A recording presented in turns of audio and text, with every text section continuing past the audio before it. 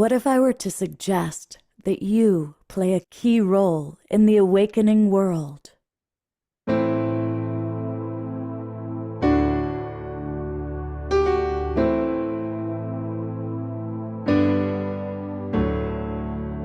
that you are watching this because you have heard the call.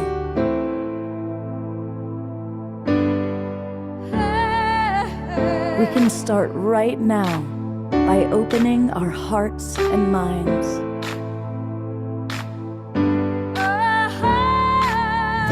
Welcome to the awakening world.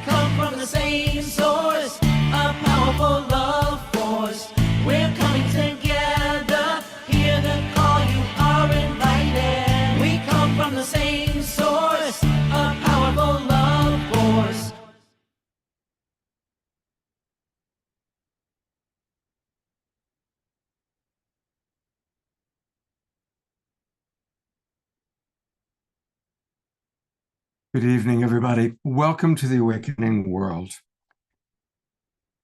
I'm really excited because tonight we're going to learn about one of the most fascinating figures in our history, Mother Mary, the mother of Yeshua, also known as Jesus.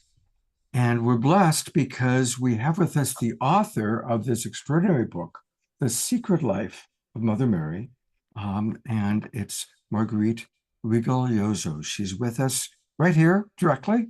And as soon as I knew that we would have an opportunity to have Marguerite on the show, I mean, I said, I sure hope that Eden Amadora can co-host with me. And yes, Eden said she could. So we're going to be having a lot of opportunity to really learn from Eden, because of course she has extraordinary research in the whole rise of the divine feminine. We're going to learn all about the book and learn some really fascinating things. So please welcome. And I want to welcome all the people watching on our broadcast partners. Thank you to the Sign Network that gets us out to over 100 Facebook groups and pages, Conscious Awakening Network, Humanities Team, all of our friends. Thank you for being with us. And before we get to Eden and Marguerite, we are going to start the show the way we always like to start, with music. And so rockin' and rollin' will be the Divine Mother over the shoulder of our beloved house musical artist, Omar Shar. So namaste and welcome everybody, and I am really actually excited for tonight's show. Mother Mary is my sister, as she is all of our sisters. And I was really happy to find this beautiful image of Mother Mary today with light streaming from her hands. And so this song I'm going to play now is called Beloved. And of course she is our beloved. And with the divine feminine rising in all of our hearts, I think this is just a really auspicious show ahead of us. So if we're ready, here we go.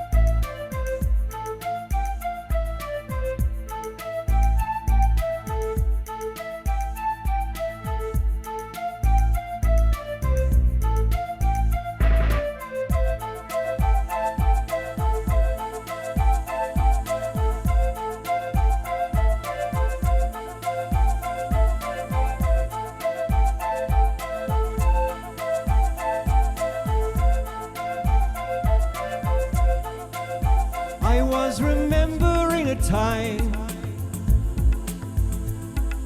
far away from from here.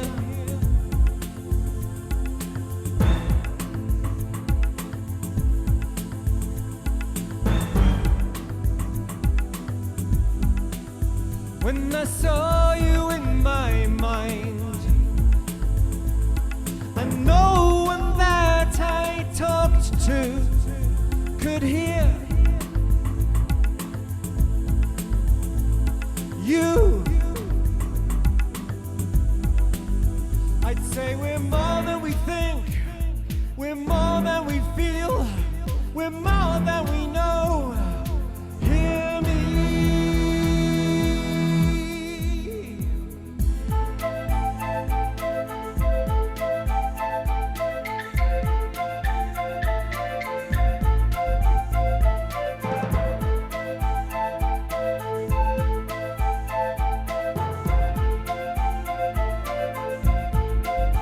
I feel your heartbeat in the land, your breath upon the wind,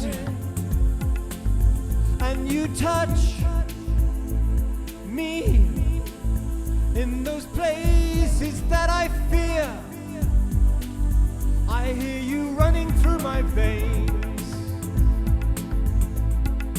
laughing as you go. You fill me with your life, you fill me with your love, you lift me up to see your face. Beloved, deep inside. Beloved, I can no more hide from your sight, from your might, though I might wait a while and cry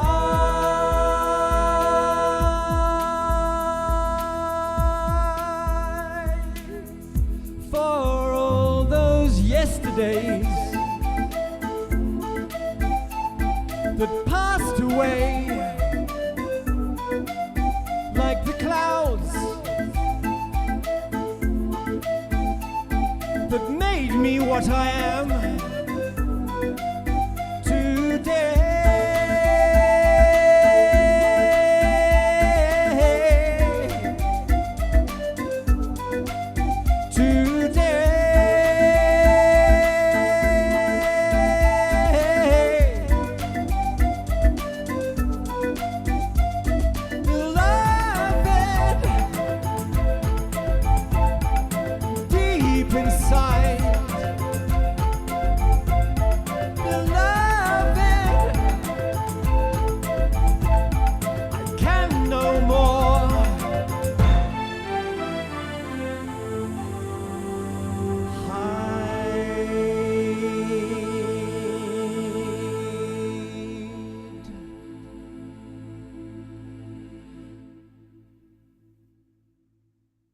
Perfect song. Perfect song.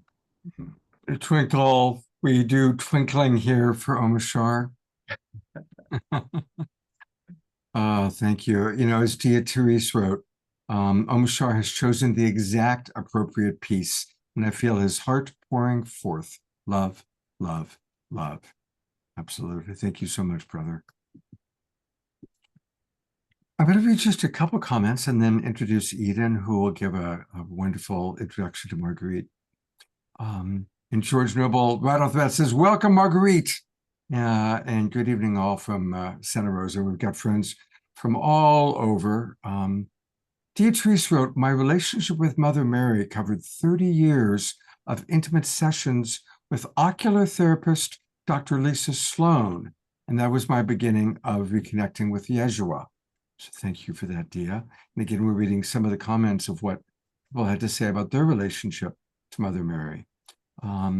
Susan Bloomquist is ready for an auspicious show. Absolutely. And yes, DR, he is the divine Omashar.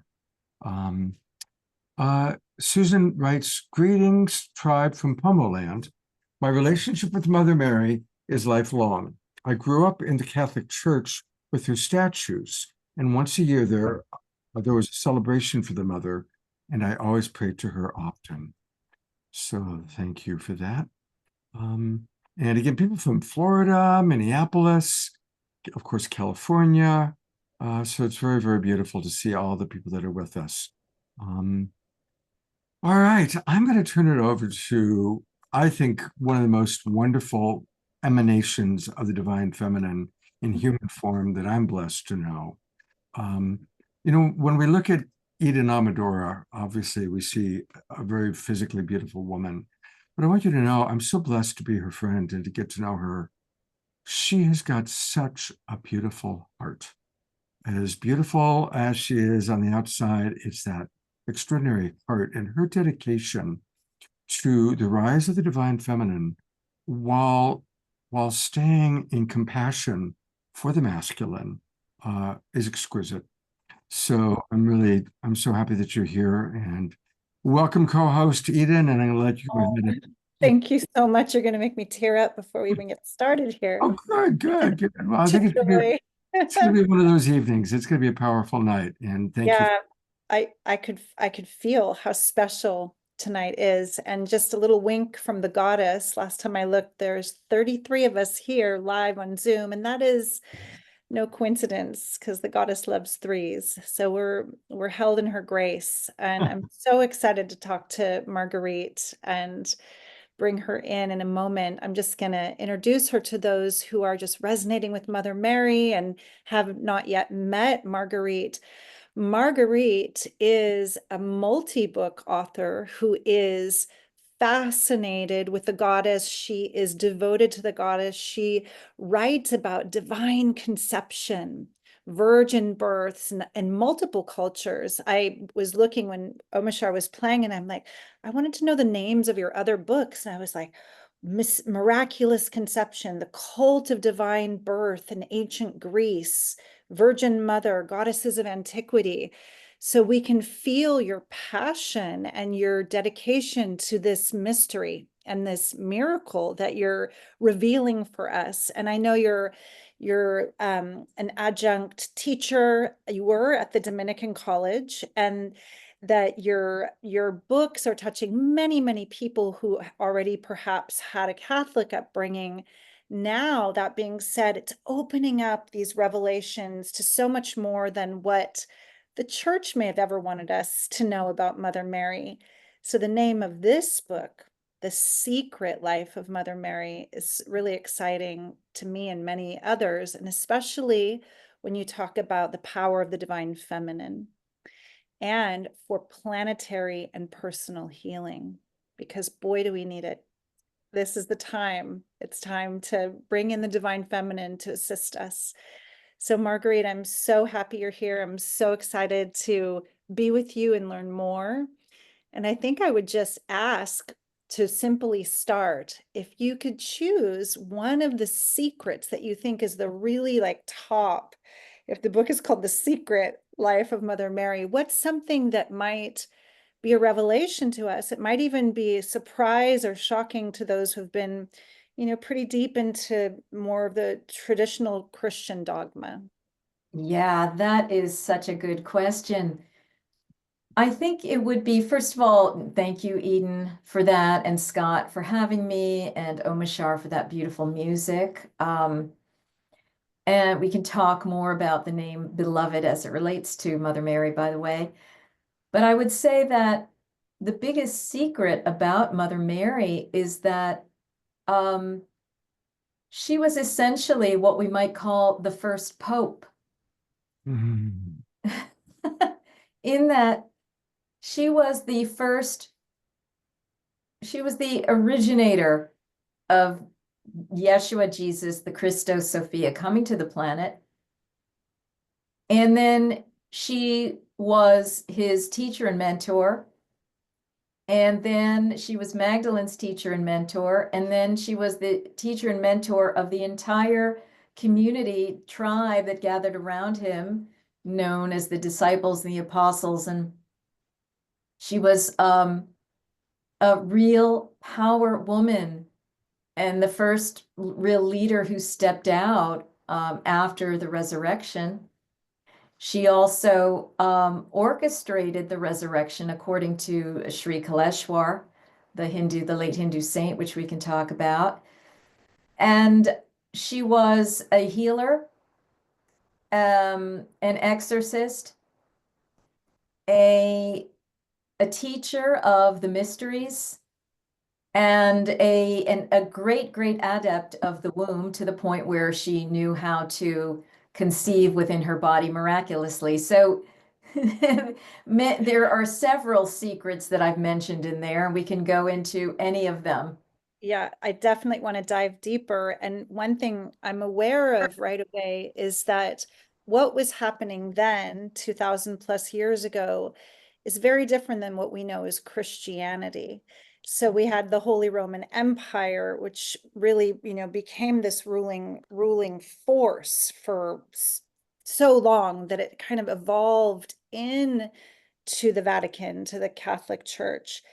And I know that scriptures were chosen carefully for a narrative they wanted to tell.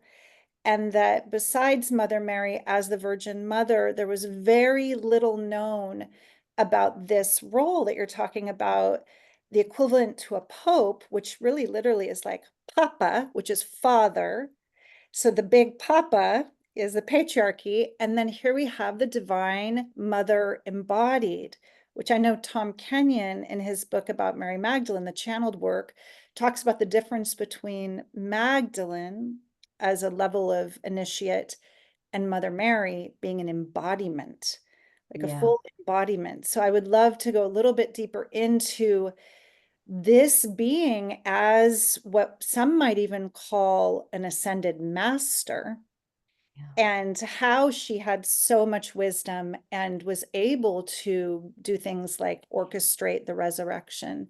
Can we start with, where did that come from? Where did her wisdom and power come from? Was she trained in an initiatory priestess training in a mystery school? What kind of being was she in those days that was kind of erased from history?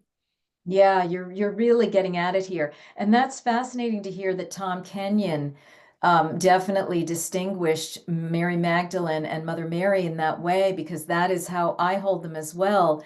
Mary Magdalene is the very deep initiate, on her way to the ascension, the ascension, and she's still a guardian watchtower of all of us. She's a way shower, a hand holder, leading us.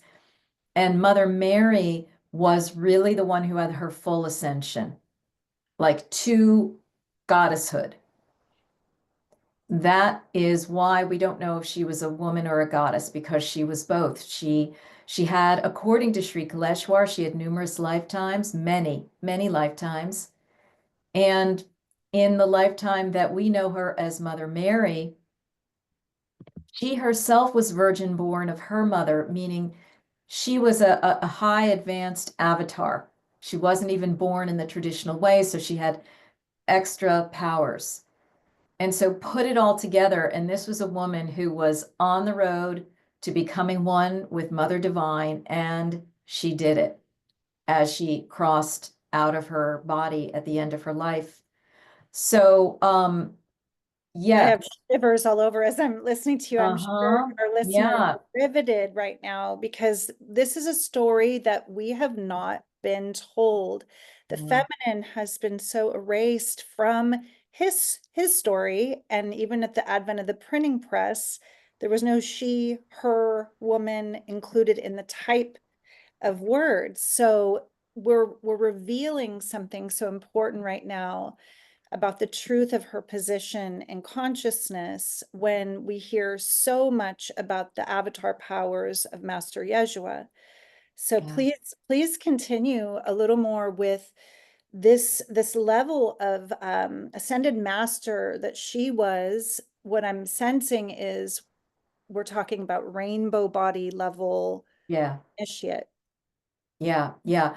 First of all, she really was, she walked as an ascended master. So by virtue of all these lifetimes and by virtue of her divine conception. She was divinely conceived. And by virtue of the fact that, according to Rudolf Steiner, she was the reincarnation of Isis. So she was a netter. She was a walking giant on the earth, essentially, in one way or another. And so imagine being in the presence of one such as this woman.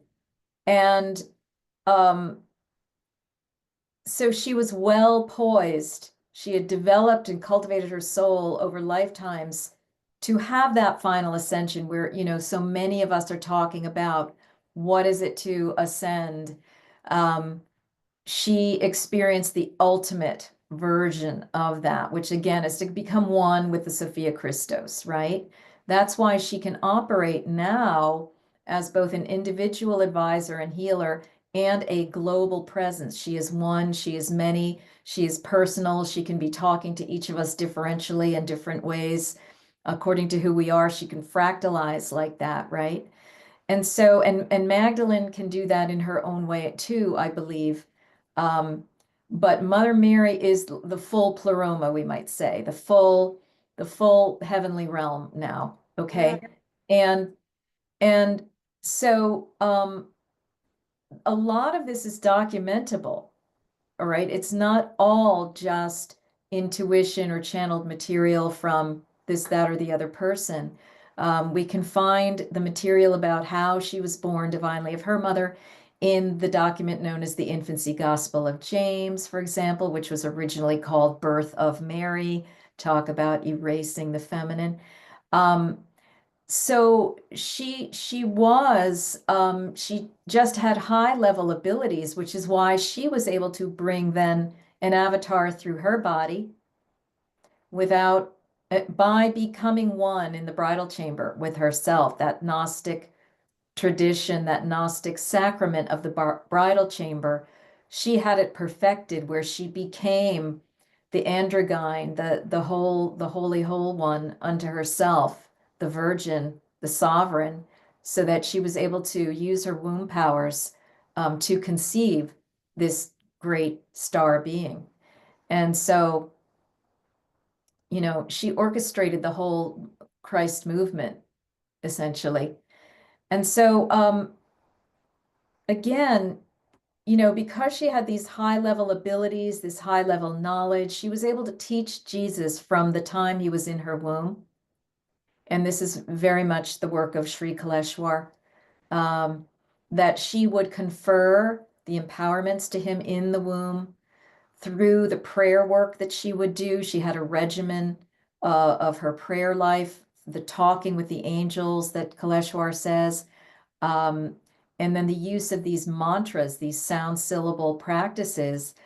She would be repeating, conferring this information, this knowledge, these light codes to Jesus, Yeshua, so that when he was born, you know, he was quite ready.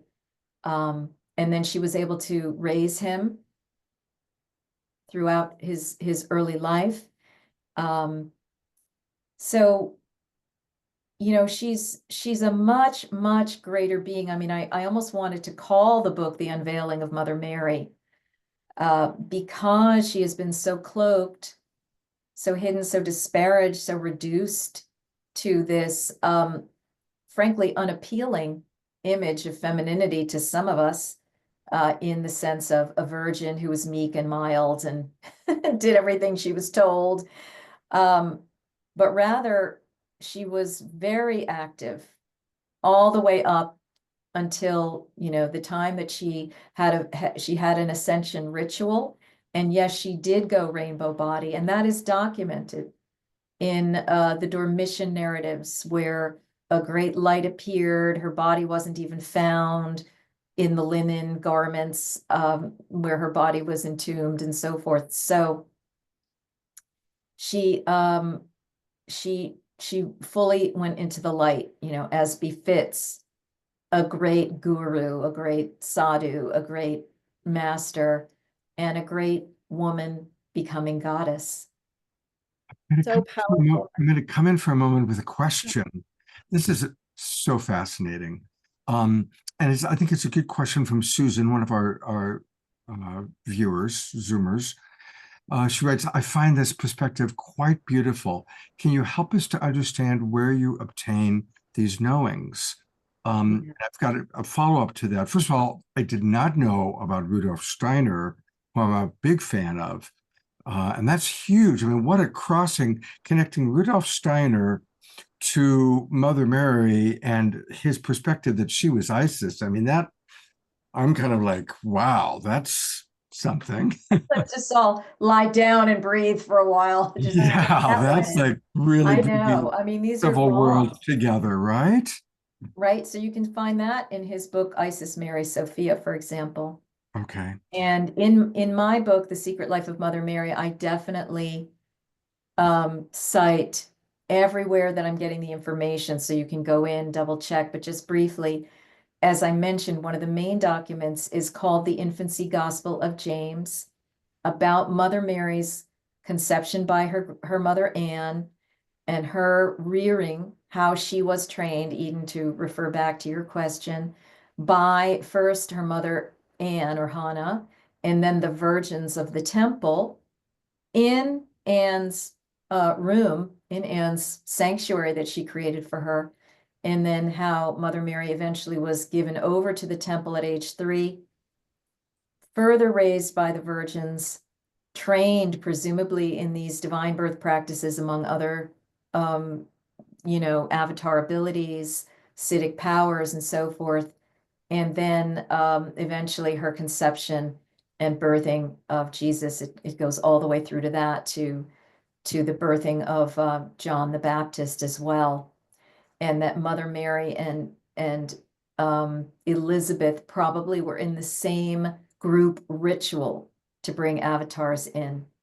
Okay, so I talk about that there. There are other documents, the Dormition narratives that you can look into. And then there are some biographies, the Life of the Virgin, those kinds of texts that go back to maybe 500 BC, or sorry, 500 of the Common Era. One might have been written by the confessor Maximus. And there are other earlier gospels, like the Gospel of Bartholomew, where she is mentioned, the Gospel of Philip, the Gnostic Gospel of Philip. Okay, so I cite all of that, and you can trace it, so you can find what has actually been here all along, hidden in plain sight, but just kind of in dusty shelves that we didn't pay attention to. Not to mention then what Steiner has said about Mary, even though I don't fully agree with, some of his conclusions about her, but what Sri Kaleshwar, the late Hindu saint, said about her, which we can also go into. So those are just some of the sources that I utilize, and I think it is important to be grounded in these sources so that we can see, oh my goodness, there's been a long, venerable, documented tradition around Mother Mary that just has not been given very much the time of day. I'm just One last, ask more questions. I know.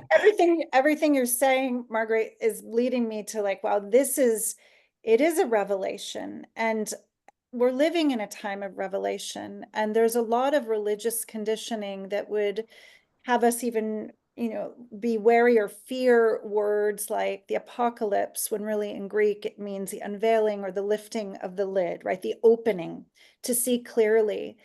And as you're sharing, I can kind of just feel the density of the imprinted collective consciousness around what you can and can't say about religious figures, and how things could be appearing heretical, blasphemous, whatever words people might feel. And then there's this awakening world that's listening for resonance and really leaning back into, well, why not? If there are avatars and Hindu saints like Neem Karoli Baba, Babaji, who can do these incredible feats, have cities like bilocation, why not the Christian saints? Why not a female Christian sainted being? And so as I'm listening, I'm really excited to be a part of this revelation, that there's so much more to this story, and to imagine that a woman could be a trained initiate, alchemist, to have these kind of cities, which is a basic Sanskrit word for those that don't know, that means kind of superpowers, and that she could pave the way for a higher level of consciousness on this planet. So I think, in the vein of this, in the same river of this light you're bringing in, can you speak a little bit around how there were many Marys in the biblical texts? And later, some of them were combined. There were later popes that created stories to diminish the Marys, to kind of put them in these lower kind of attendant categories, rather than the powerful wisdom keepers, teachers, leaders that they really were. And more about the name Mary, because we know even the word virgin is packed with more information, as is the name Mary. So if you Yeah. could go a little bit deeper into some of the etymology and some of the story behind the Marys. Yes, will do. Brilliantly put, all the threads you're bringing together. And I just wanted to take a moment to acknowledge some of the people who are here with us live, who've been studying this material for years and providing venues for others, or doing healings along these lines. Christy Michaels, dear friend, Pamela Minton, Diana, uh, where are you? Diana Kelly. And I may be forgetting people or not seeing everybody. I know that George, you have been quite active in this domain as well. So just really wanting to say hi and honor, because it's feeling like a little bit of a homecoming here. Um, and that I'm, not alone in this work. And actually, Christy was the one who first gave me a platform in 2009 to present my material about Mother Mary and virgin birth in the San Francisco Bay Area. And that was, although I had been teaching and so forth, that was just really the beginning of a priestesshood ministry, if you will, for me and many of us, right? So the idea of the Marys, this is a lineage of women, a lineage of priestesses. That's why we have so many Marys floating around, not only the Christian Bible, but the Hebrew Bible. And it was a very common name that, of course, was in the Greek, Maria, in the Hebrew or Aramaic, Mariam or Mariam. And that can be traced back to the Egyptian name or epithet, Mary, that we transliterate as Mary. We might say Meri or Mery is how we would transliterate it, but this was a term that meant the lover, the one who is love, and the beloved, all rolled into one. It was a title and an epithet that would be given to kings and queens and priestesses, to describe them or honor them, often in connection with one or more of the Egyptian goddesses or gods. So Mary Taten, these names mean, oh, beloved of, the beloved of the divine, right? So it's a long-standing sacred title that these women had and then took on as a personal name. Like a lot of times titles become personal names, like Merlin and so forth, right? So Mary is another one. And so when we think of this as a lineage, we understand why Mother Mary's very half sister would have also been named Mary. Another little bomb there that, like, where do we find this is in the documentation, that after Anne gave birth to Mary and gave her to the temple, she had another girl and she named her Parogita, which means little hen, but later gave her the name Mary again.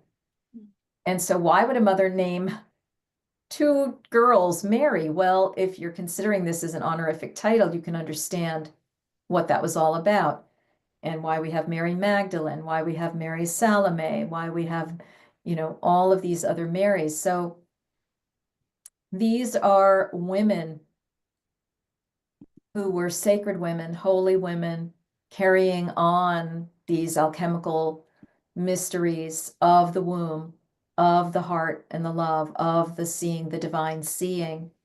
And, this is what I'm attempting to bring to life in my own Mary and Magdalene priestess training, which we just concluded the first round of this, and we'll be enrolling again in September for those who are curious and interested, because this is about really taking on these titles, these mantles, understanding what they are, reawakening these capacities within ourselves, and walking as the Mary and the Magdalene, and bringing the service to the world.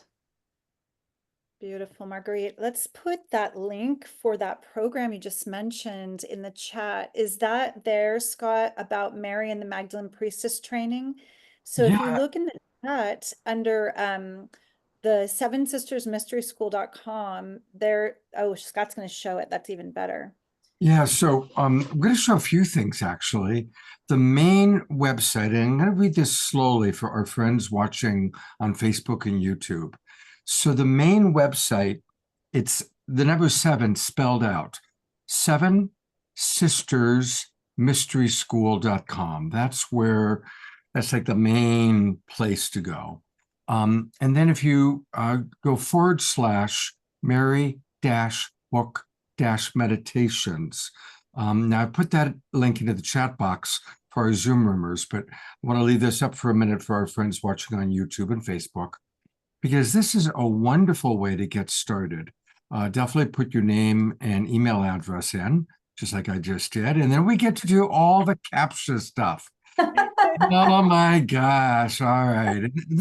Captions, I do it and it wants me to do. Oh, I made it Marguerite too. didn't know that they had a CAPTCHA there. You All got right. a CAPTCHA going on, kiddo. Okay. But at least we got past the fire hydrants. What's exciting is that Yeah, because see that what you just were filling out, Scott, those are the meditations, the free meditations that correspond with the chapters of the books of the book.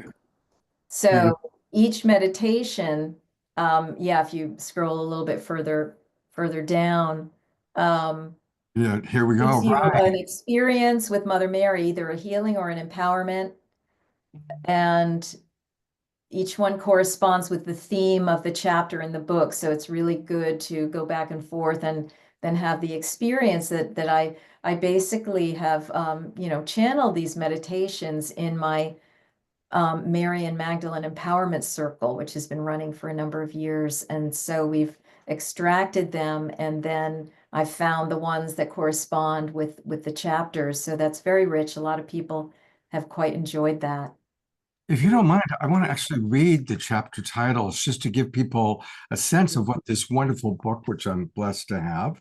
Oh yeah, these titles are actually the titles of the meditations, but So they correspond with the chapter, but it's yeah. not the actual title of the chapter. Yeah, exactly. Got it. I'll just read a few of them. Mother Mary as midwife, rebirthing your own inner divine child. Experience a powerful visualization in which Mother Mary helps us midwife the birth of our own divine child. I'm going to do that one. Receive and embody divine maternal nurturance, healing mother wounds with Mary. We all have mother wounds. Chanting the sacred name of Mary, receiving comfort and clarity through Mother Mary's holy womb, divine love with Mother Mary and Magdalene, and I know that Eden's going to be asking you about that, drawing on Mary as your ascension mentor, merging with Jesus and Mary in their, I'm going to need you to. She valence, their valence as the she or fairy. Oh, I want to ask you about that. That's one of my questions. There's Yeah. so many good questions to ask. Wow. I know that we're going to get a little mini meditation, and Marguerite, it's so wonderful that we can get a taste of it. I know it's going to be just like a drop in the pool of what these deeper meditations are. And I'm feeling like maybe that would be a wonderful thing to do sooner than later, and just entrain us even more into that spirit. Yeah. Are you feeling to do that soon? I can Yeah. ask questions afterward. I have Yeah, let's do that, just to amplify the energy a little bit more here and really call on these great beings. So yes, let's do. So I'm inviting you, if you feel called, to just close your eyes and go inward a little bit and feel your toes and your fingertips and the weight of your body being held by Mother Earth. Just giving yourself some deep breaths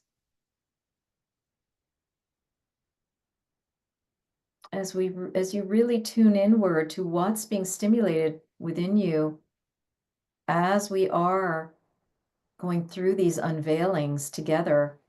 Perhaps some of this you have known about, perhaps you haven't.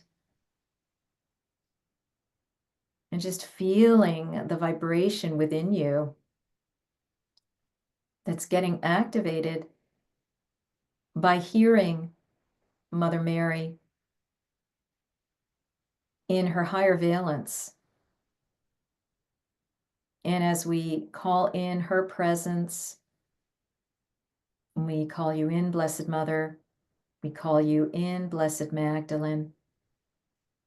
We call you in, Blessed Mary Parugita. We call you in, all of the Marys. As we do so, we see them in a greater light now. And by virtue of doing so, we awaken the greater light within us, for they are but mirrors to our own self and soul, whatever our sex. They are just here, turning on what's already inside of us a bit more, activating the light codes, activating the knowing, opening our understanding, receiving the revelation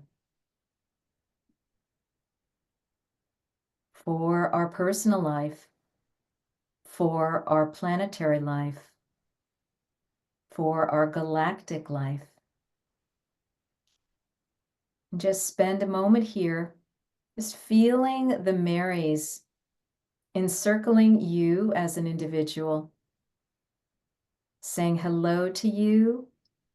Welcome, dear sister, dear brother. So glad to be with you. And we feel them encircling our entire community gathering, which is growing exponentially as this video goes out into the world.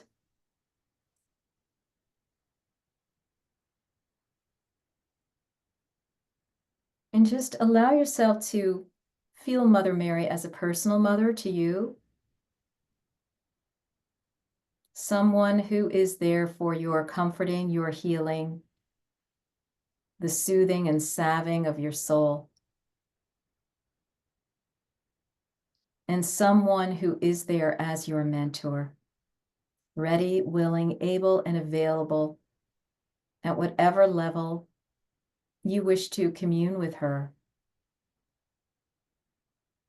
knowing that if this is your wish, you can deepen your relationship with Mother Mary going forward. Good, and taking a deep breath in and out, just really enjoying that energy trickling in and activating your DNA. Blessed be. Blessed be. Wow, I feel so filled with light. Wasn't that beautiful, everyone? Just feel that inner radiance. Thank you, Marguerite. As I was in that vast sea of light, I was remembering in the Divine Feminine Mystery School training I've been a part of for over 16 years, we have this expression, why have you crossed the vast sea? And I think about the name Mary and Mariam and Mar and Mer, and it also means drop of the sea, a star of the sea, of the sea. And my sense is it's a very different ocean of consciousness. And it brings me to the next question for you, Seven Sisters Mystery School teacher. What does Mother Mary have to do with our star kindred and the Pleiades? Oh my goodness. Yes, this has been a big topic for me in the priestess training. And then I also connected with William Henry, whom some of you might be familiar with him and his work, really helping me to make these final connections of awareness that the mission and the reality of the Pleiades is really the mission and the reality of the Sophia Christos family, largely speaking. And it's a mystery as to which is nested in which, is the Christos family nested in the Pleiades, or are the Pleiades nested in the Christos family? I've begun to understand that the Christos Sophia mission is nested within the Pleiades, that the Pleiades are like a mothership of it. And in an oracle ceremony that I did, what I received is that, so what we may know, what I've been talking about for many years, and some may be familiar with this, is that the Pleiades are our world mothers. There were 7 star beings that came from different planets of the Pleiades, or different stars of the Pleiades, and seeded humanity, large portions of humanity. This was one of the advents of star DNA to us, the 7 Pleiadian mothers, the 7 Pleiadian sisters. And what I received is that Mother Mary, because each of those gave birth to an avatar who then created lineages on the planet. And this is a worldwide story in most cultures. What I received is that Mother Mary is the 8th Pleiadian sister, that Wow. she gave birth to then another avatar who, with Mary Magdalene, then spread their DNA all over the planet. And by virtue of the timing, the DNA of Yeshua and Mary Magdalene has now gone all around the planet, and boom. So we all have that DNA, just like we all have the DNA of the 7 sisters of the Pleiades. And so what we can do is access that DNA, what we're calling DNA, whatever that means in our body, mind, spirit system. We can access it, pluck it like a harp, turn it on, and receive the information and the healings and the gnosis that we need from that. So that's just a little taster. Again, much more in the Mary and Magdalene priestess training and other things that I've shared with people, but hopefully that will get us going a little further. So exciting. Do you touch upon it in the book as well? Do you speak anything about the star connection? I do so more in the Mystery Tradition of Miraculous Conception, the previous book, which focuses on Mother Mary's divine conception of Jesus, how that's part of a tradition, a worldwide tradition of virgin birth priestesses, and how it relates to the Pleiades. So that's, as you know, 7 virgin mothers of the world. So that's where you'll find much of that. And I talk about the Pleiades quite a bit in The Cult of Divine Birth in Ancient Greece, my very first book. When I was in the south of France, I visited Lourdes, and we hear about Mother Mary's many visitations from Mexico, Our Lady of Guadalupe, to Portugal, Our Lady of Fatima, to Our Lady of Lourdes, and the miracles that she's credited for. In Lourdes, the healing waters, and how people, when I was there, not last summer, but the summer before, there were people from all over the world singing, praying, still it's an alive space, collecting the water. And their love for her is so strong. My sense is that as the divine feminine is rising more into collective consciousness to balance the world, that, we've been very out of balance, that Mother Mary is a primary leading emanation in this. As you've said, she may be associated with Isis, with other goddess figures across time and cultures. There was an image in a church that had the reliquary below of Magdalene's skull, supposedly, that had a statue of Mother Mary coming out of a giant clam shell. And I thought, how wild that these goddess archetypes, these symbols, are being kind of merged between ancient Venusian goddess cults and now the Christian Divine Mother figure. So is there anything else you would share about the ways that she has been coming and guiding us, and in your life, how we can connect or call her as an interdimensional ascended master? How can we have this kind of contact with her? Yeah, it's simple. You just ask, and you just sit down and have a cup of tea or a cup of cacao with her. Yes, she is an expression of the sacred feminine writ large, who crosses many cultures now and can appear in rainbow form, whatever culture, whatever image that an individual is meaningful to an individual. She is that, right? She is that to you. So go with the images that mean something to you about Mother Mary. And if you do not like the blue cloaked figures, then let's create and draw and describe some more, based on what's in my book. Let's say, let's start creating those liberated, sovereign, freed, masterful images of Mother Mary, who can then continue to be role models for us through even the visualization of her in that way. Yeah, she's operating on many levels, and whatever it is that the Catholic Church did or didn't do, she still managed to get through it. She's still there in her essence, as is Yeshua, as is Magdalene. Through all of these unveilings over the decades, we are understanding this now. And again, they are personal helpers, allies, healers. Just close your eyes, go inward, as we just did before.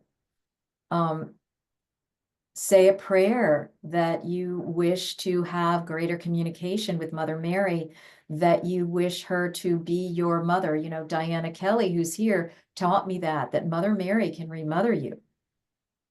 Not only that, but she can regestate you. So how many nights, over how many months, over how many years did I put myself in Mother Mary's womb when I was having PTSD from all the trauma of my life, and just have her regestate me, remother me, heal me, that kind of thing. So again, she's very personal, and she's there as a spiritual mentor. Just develop a relationship with her as you would with any friend.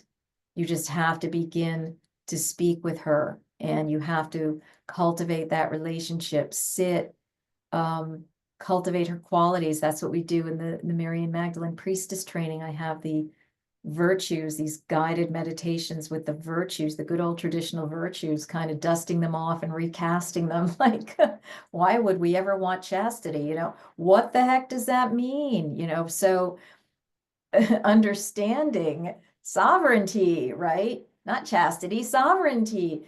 And all of these various qualities, these character qualities that we can develop in ourselves. So we are untethering her, unchaining her from the negative imagery that has been used actually to control women and diminish women.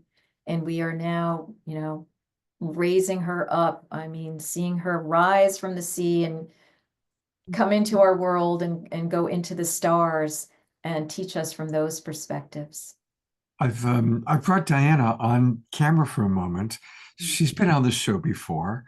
And so, Marguerite, if you want to have a glass of water or take a breath, Diana, is there anything you'd like to add to this part of the conversation?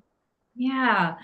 Well, so, you know, my personal experience started as a little girl with being raised Catholic, but I got deep, reached out to her in a really hard time in my life, and she came right away. And she was, it was like, for me, she was approachable. She was a mother, she was a woman. I was in a place where I couldn't quite reach out to the masculine God that we were raised with. And she stuck with me from that point on. I think it was 1992. And there were times in my life after that that I used to feel, you ever see the little kids walking in kindergarten and they hold onto the rope crossing the street? That's what I felt like, that she was pulling me along. And you know, I just was willing and open to her. So that's what I just will say is she is there, and especially in these times, she is waiting for people that have open hearts to her to just reach out. Yeah. Yeah.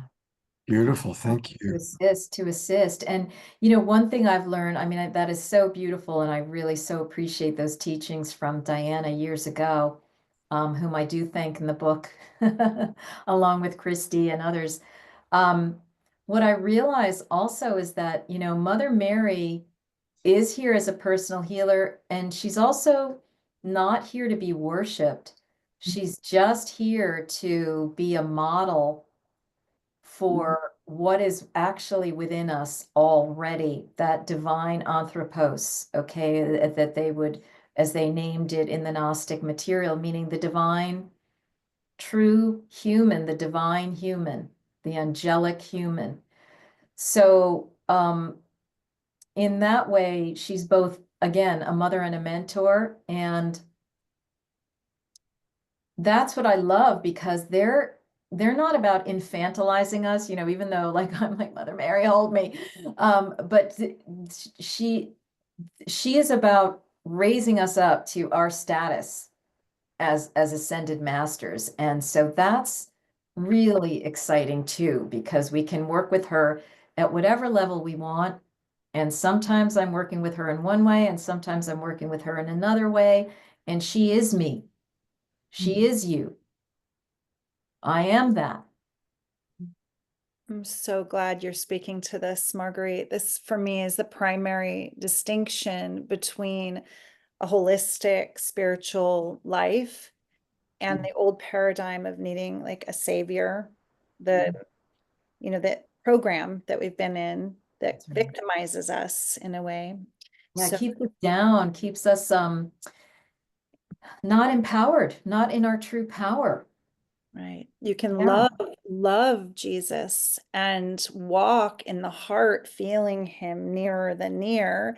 And you can embody those values and qualities that he spoke of and she taught him, Mother Mary's original teachings, without separating and needing another figure between you and the divine. And that is such a key in the world right now for sovereignty, for spiritual sovereignty. So thank you for illuminating that.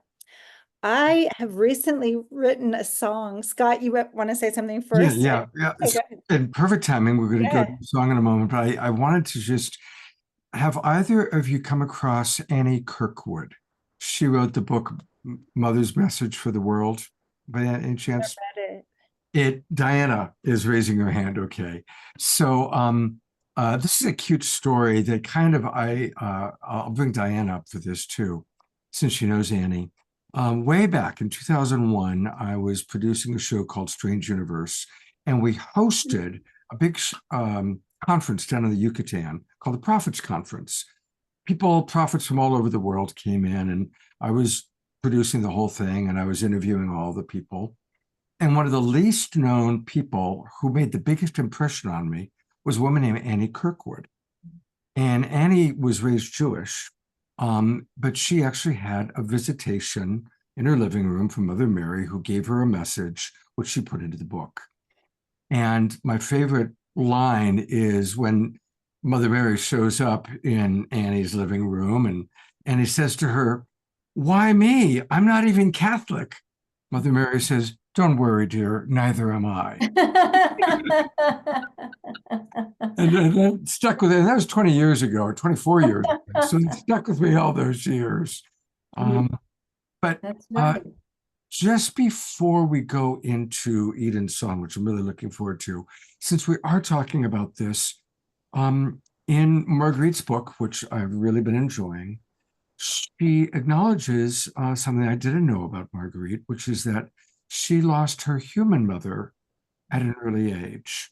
And I would love for you to share a little bit about how that has influenced your journey in losing the human mother to finding the divine mother, because that seems to be something, if you don't mind my asking, because I know. Oh, no, not at all. Not at all. It's an integral key part for me of this whole journey is the loss of my own mother when I was 10. She died of complications due to lupus. And that was just the big descent and the big initiation into death realms. And it was a lot to digest and the beginnings of my discovery point of spirituality, essentially. And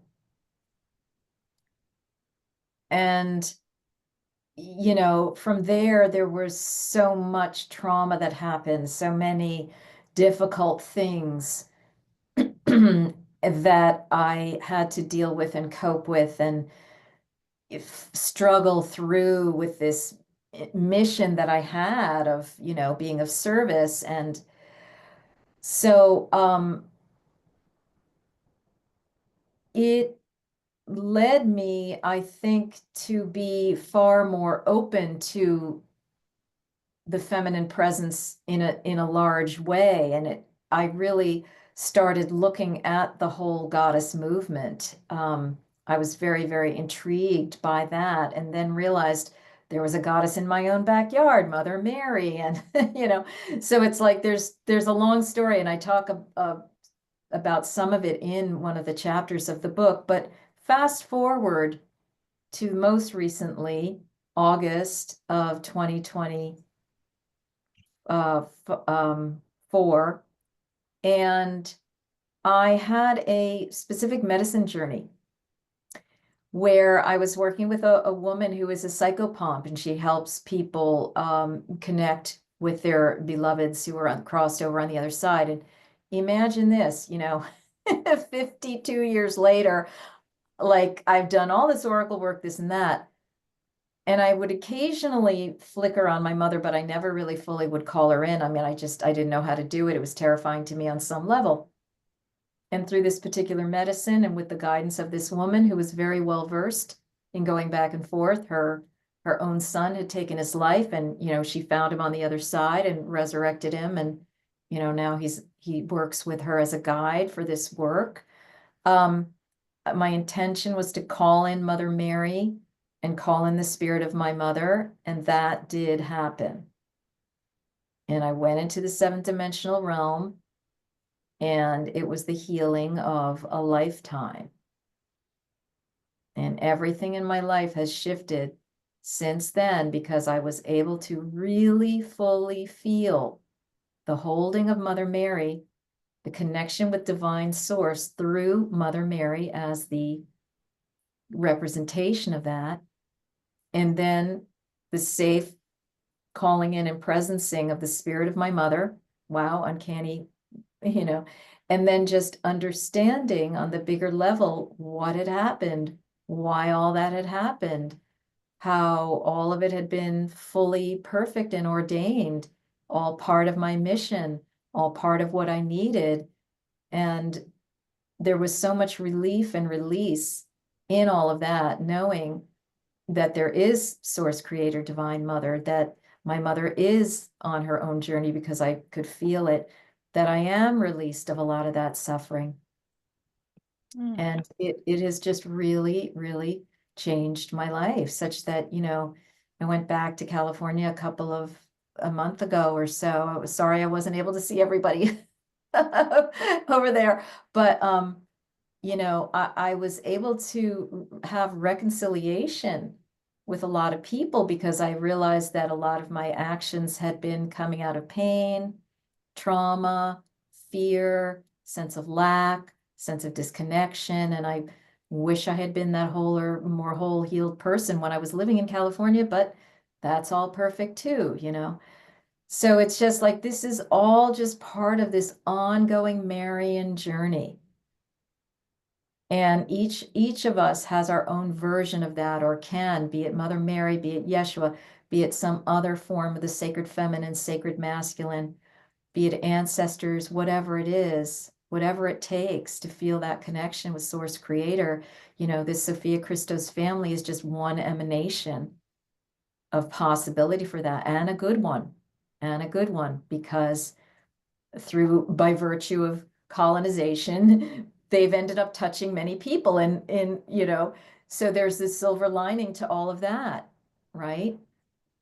So that's just part of that story, that's not even in the book because it happened after I wrote the book, and even though in the book I talk about other Mother Mary miracles of healing and other boons that I received through her presence in my life.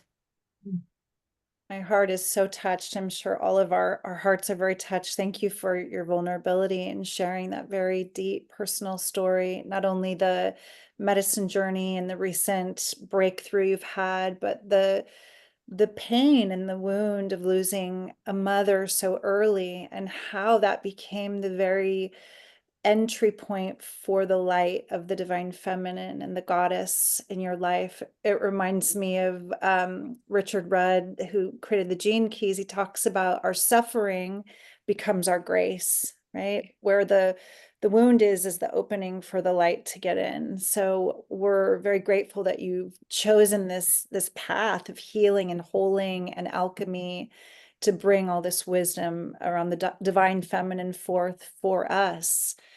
So I really bow to you, Marguerite. Oh, thank you for that, Eden. So beautifully put. My goodness. I'm inspired to share this song. I had originally thought to share another song that has so much to do with walking the path of unity consciousness, Christ consciousness, the open heart, remembering where we're going and where we're from. And as you spoke, I was like, oh, I meant to share She Rises, because it is so much about this message of our ascension and her within us and the divine feminine rising into the collective awakening. So I believe I need to share my sound again. I'll do that really quick. And my invitation is to just feel the words and dance as we listen to She Rises. If I can close some other windows and find it. Here we go. Here it is. Hopefully this will come through. Hear it?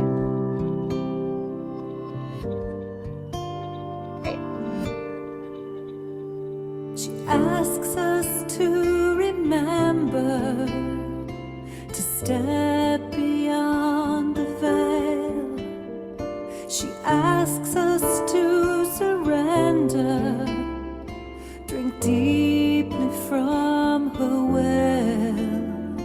She rises from the darkness to break an ancient spell.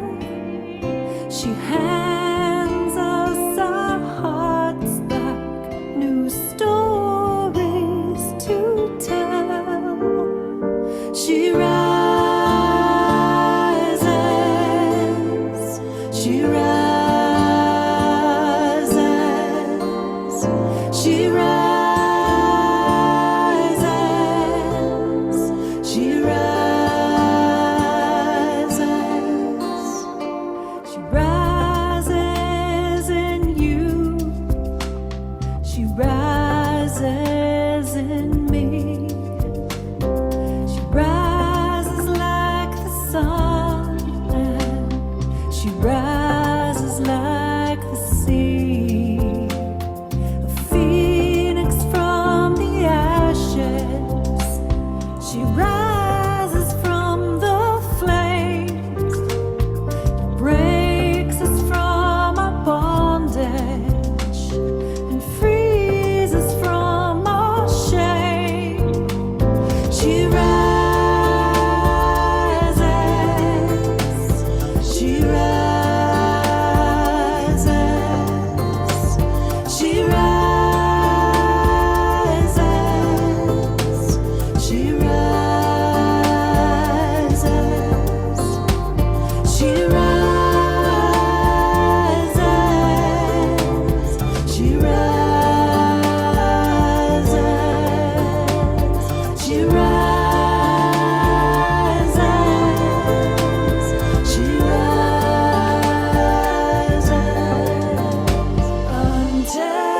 untethered and free, untethered and free, untethered and free. We rise as her wings, untethered and free, untethered and free, untethered and free. We rise as her wings, we rise as her wings. She rises, she rises, she rises, she rises, she rises, she rises, she rises, she rises, she rises up in me. She rises, she rises in us. She rises in our truth. She rises, she rises. Wowza. Wowza. Eden, you're world class. Oh, thank you. That's gorgeous. I'm going to put the link for everyone to listen. It's soon going to be available on all platforms with, Wow.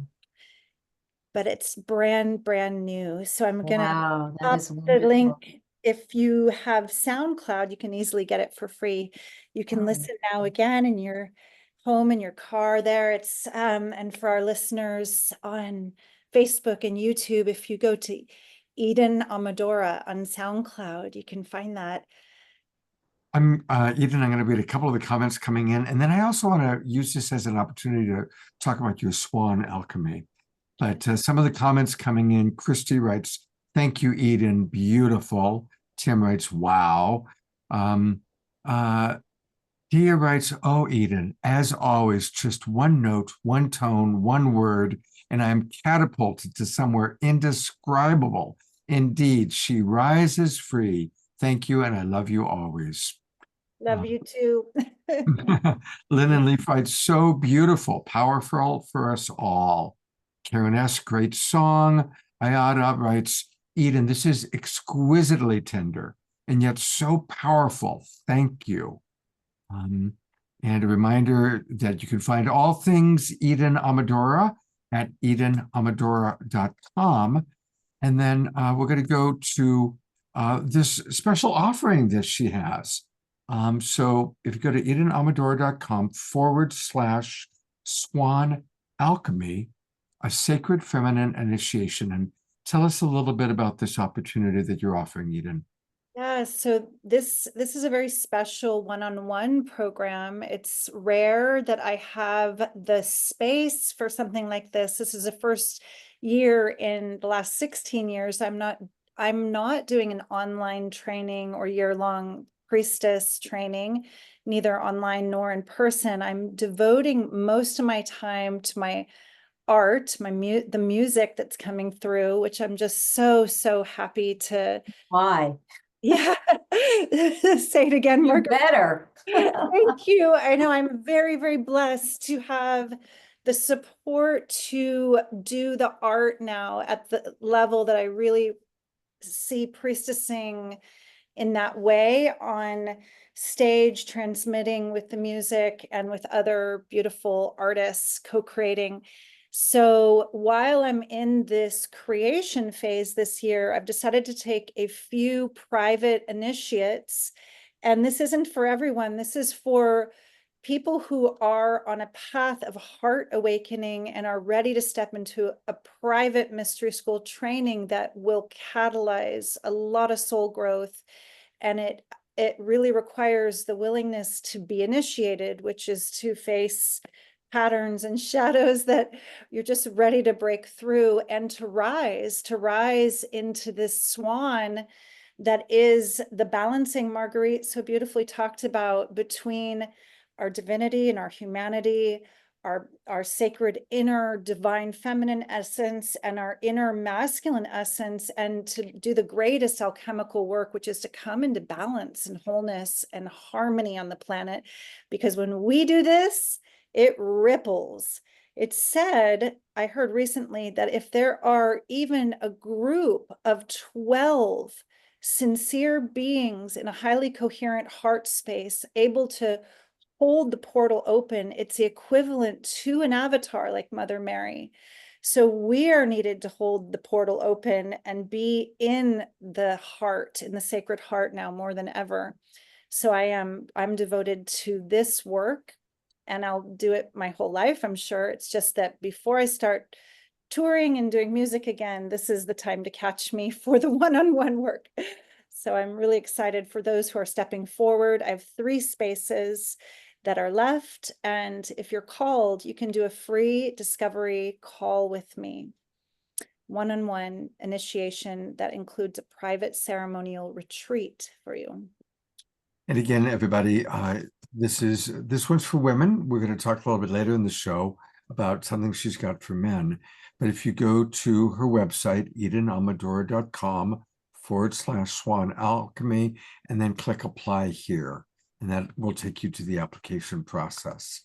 And I know that a lot of the people in our Zoom room right now are have enjoyed your work over the years. It's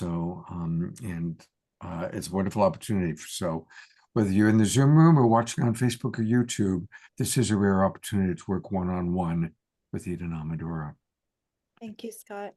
Absolutely. I'd love to ask Marguerite a couple other hot topic questions about Mother Mary, because this is just like, I feel like a kid in a candy store tonight. I love lifting veils. I love that process of seeing and how amazing we are, how much more there is. We've been fed such a limiting narrative for so long.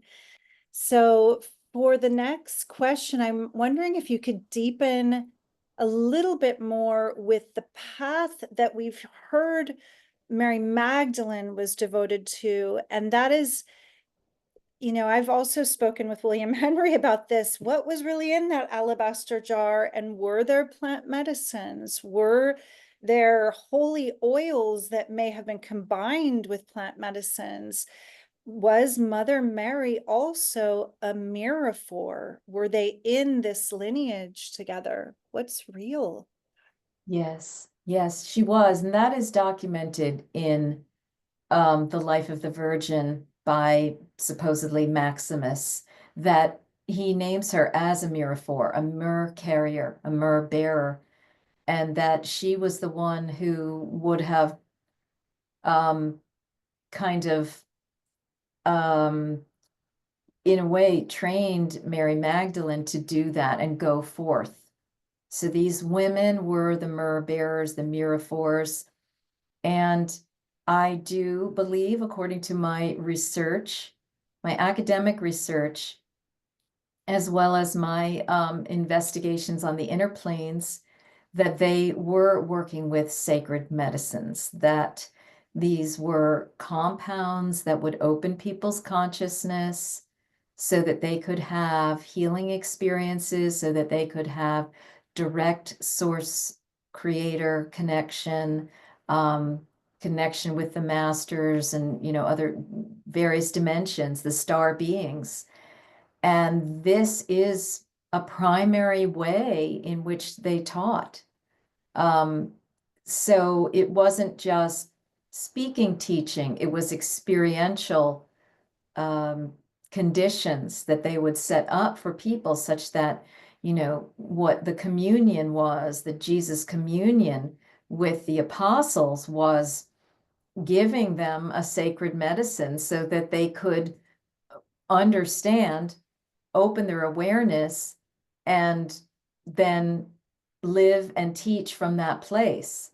You know, this is all about the raising of our vibration, the raising of our consciousness, the expanding of our consciousness after a very, very long time that humanity has been under wraps, under siege, closed off, and so forth. They really were here all about the reawakening of humanity, and this is continued on, and we're just seeing a new rung of the spiral with this 2,000 or so years later, where we en masse now are going into, many of us, the sacred medicine experiences where we can know far more than we do. We can feel confident that these other dimensional beings are there, that this is who we are, this is where we've been, this is where we're going, and it's all part of an experience of evolution. Yeah, it's wonderful to kind of take the lid off of this as well. I know that the original translator of the Dead Sea Scrolls, the Essene documents, had told the establishment, the church, that they were imbibing a sacrament that was psychedelic, most likely similar, or the Amanita muscara mushrooms, which are depicted in a lot of Christian art. And the church put the kibosh on it and wouldn't let that information out. And it makes sense if you're creating a system of control by programming people to feel less than and not directly connected to the divine, that they wouldn't want people having these expansive, revelatory, psychedelic, divine communions with plant medicines. And I mean, I'm not promoting right now the shamanic or plant medicine path per se. I'm just really with you in how important it is to bridge back to the wisdom of the indigenous people, to bridge back to shamanic cultures, and possibly weave a thread that Mother Mary and Yeshua had mystery school shamanic type training, whether it was from Egypt, India, past life remembrance, other cultural remembrance. Is there anything else you would would illuminate. Yeah, I absolutely think so. I think it was an integral part of their training because they were coming into human bodies, and even if they were coming in as avatars, they still had to be awakened. They still had to be developed, and cultivated. And I do believe that the plant medicine was an integral, natural part of that. And yes, it's been forbidden, prohibited. There are fears that have been promulgated around it all. There's been denigration of the practice. Of course, it's, many of the substances were made illegal. The witches of Europe were killed over this sort of thing. Let's face it. Okay, their witches' brews were not just, having tea. Okay, they're putting, why they were called that they had green faces is because they would put the salve. Why they were riding on broomsticks is because they would put the medication on their broomstick and put it in their vagina, to bypass the gastrointestinal system, because sometimes it can be rough and people can, develop nausea and things, as anyone working with ayahuasca or even sometimes mushrooms has experienced. So we were cut off from the knowings and the trainings in this regard, and we're having to, again, there are some unbroken medicine traditions of indigenous cultures, but by and large, we've been cut off. And so we are having to relearn from the Akashic records, draw this material from the Akashic records. And of course, the medicine itself can help you draw material from the Akashic records. So it works out really well. Right. So we have some comments, and I just want to let you know, Connie says, yes, Marguerite, wonderfully expressed. It's a frequency thing. Our vibration is rising. There's more information in the higher frequencies. We call it the trust frequency, where laws are expanded. There's more beauty, balance, joy, freedom, and abundance than we can fathom. So Connie is really resonating with this Mother Mary frequency. Yeah. I think also Mother Mary very much would have used the sacred medicines for conceiving Jesus. And I do talk about that in the mystery tradition of miraculous conception. And, William and I have conferred quite a bit on that she would have used any means necessary to help her go into those deeper dimensional realms that she needed in order to work with her body on that level, and in order to, conjure this star being into her womb and also can resurrect him. I want to talk more about that as well. I'm going to read one more comment here. Bridget, she is taking Amanita muscaria mushrooms, microdosing legally, and has found a wealth of good information from a website called Amanita Dreamer, which she recommends if anyone's interested. So there are ways to start opening to these plant medicines legally. I know certain states are more open than others, but again, I'm just aware of how much social conditioning, religious conditioning, and fear there is around consciousness expansion, and even certain yogas, Kundalini practices. The church would have us really fear the serpent power, the awakening of our own higher selves, our path to enlightenment. So for those who can sense that, like, is it okay? Is it wholesome? Will I still be a good person? Just really, it's a lot of deconditioning required to be. Yeah. Yeah, it really is. And, there are more and more teachers available, guides to help with this sort of thing. I can be a consultant to people for their journeys, if you wish that. And it's important to get your mentors, to get your guides before, during, and after, especially after, one of these or more of these kinds of ceremonies, so that you can do it in an educated way, in a safe way also. And integrate and well. avoid some of the pitfalls that could happen. I agree. Integration is key. And a lot of people, shamans might come through a town and do a big ayahuasca ceremony and then they move on and people are left kind of spinning without any integration. So there are You know, guys. call Marguerite if that happens, all right? She's available. She'll talk you through it. So Yeah.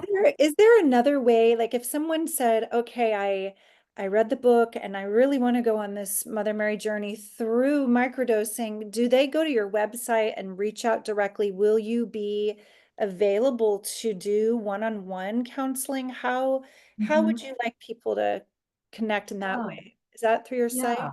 Yeah, you can go to sevensistersmysteryschool.com as Scott said, and there's a mentoring or private sessions tab in the navigation bar, and you can just do in the drop down there. Yeah, if you just X that, Scott, that book thing, yeah. Right in the mentoring, just do a private clairvoyant reading with me, book one of those, and I can work with you right from the start on whatever it is that you need in that regard, be it to integrate something that's happened, prepare, and so forth. And in some cases, I work one-on-one during, like for cacao usage, which is a very, very safe way. And there are other means, but Beautiful. it So, is so important. And, generous you of know, you. in my Mary and Magdalene priestess training, our month would consist of various learning modules and experiential audios, and then a ceremony that we'd have together, either working with cacao or where legal, for people who wanted to choose that, cannabis. But cacao is a very good one because it's a heart opener and a consciousness expander.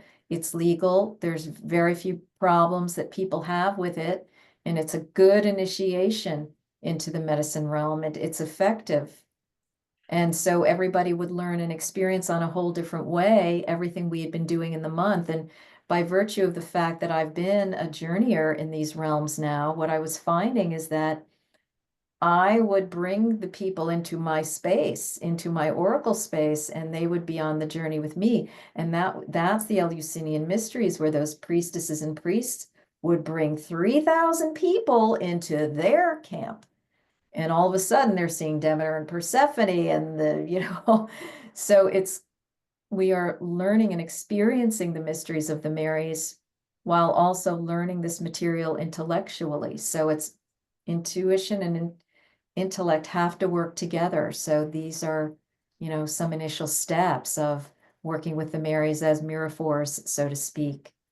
Yeah, powerful. I'm glad I asked about the plant medicine and how cacao is a very gentle bridge for people. I know Jennifer was concerned not wanting to go through illegal substances, maybe where she lives, or psychotropic substances. So my sense is, and you can correct me if or say more, Marguerite, that there's so many ways to access these teachings without even needing a physical substance. And that for those who want to expand more with the plant medicine, it is a good tool as well. That's right. That's right. I mean, there are so many ways, and all of our ceremonies are, cacao or cannabis optional, and a lot of people don't even need that. They'll already just go into the field, or they're already quite open. Simple meditation, simple prayer work puts you into an altered state of consciousness, the open state. That's the easiest, way. For some people, that's plenty enough. You'll start having direct experiences, you'll start having dreams, you'll start having synchronicities. Be on the lookout for that, because that's how we connect with spirit, right? Absolutely. Yeah. It's funny, you're talking about synchronicity. I just got a text message that came in from a friend named Victoria Shaw saying, Scott, I know you're occupied with you, sure, but I had to tell you, I just bought Marguerite's book, and then I see that she's on your show tonight. And as you were talking about synchronicity, I was reading that text that just came You in. see, because this is how Mother Mary works, and this is how the masters work, and this is how our own outpicturing of our own creative soul works. Mhm. May I share another? Just orchestrated that. You know what I mean? It's I have another beautiful synchronicity to share. So, right after Scott asked me to be on the show, I was in Santa Fe doing a meditation retreat, and my beloved friend said, I really love when you sing in other languages. Why don't you consider singing a song about Mother Mary or to Mother Mary in Spanish? Because so much of the world speaks that language, and especially in the Catholic community that loves Mother Mary so much. And then the waitress came up to our table wearing a Mother Mary pendant. And I was like, okay, that's a synchronicity. That's a confirmation, a wink from beyond the veil, a and wink. a wink from the goddess, from Mother Mary beyond the veil, right? That is right. And I talk in my book, The Secret Life of Mother Mary, about how I found my house through Mother Mary, through these synchronicities that she appeared, and I'm like, oh my God, the woman selling the house was named Mary on top of it all. So it's a marvelous dance when we really open to those miracles and those synchronicities, and we realize, wow, this can happen all the time if only I'm just paying attention or putting it out there that I'm available. It gets really fun. It starts to become like a beautiful ride where you're like, I wonder what magical and unexpected thing will happen today. Yes, exactly. Just before our show, before our sound check, I finished a discovery call with a potential male client to take him through the sacred masculine initiations. And I asked him, because he's in the tech world, in a place that isn't very woo. And I'm like, how did you resonate with me? Like, what brought you to me? And he said, okay, I haven't told very many people, but I've been receiving visitations from the lady.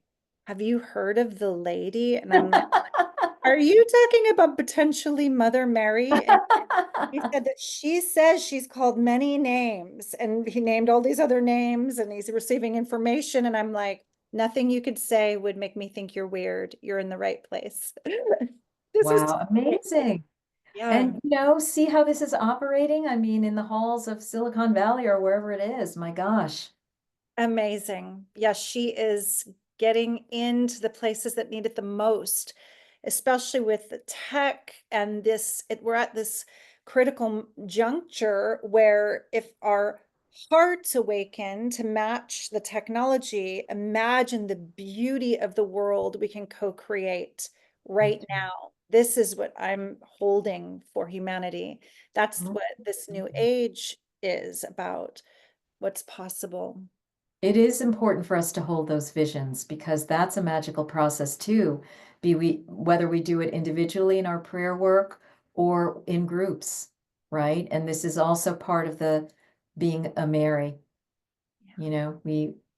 It's a way for us to collect ourselves, and it's a structure by which we can do this work. So the women that I have that are in the level 2 of the training are now getting really serious about how they want their service to look.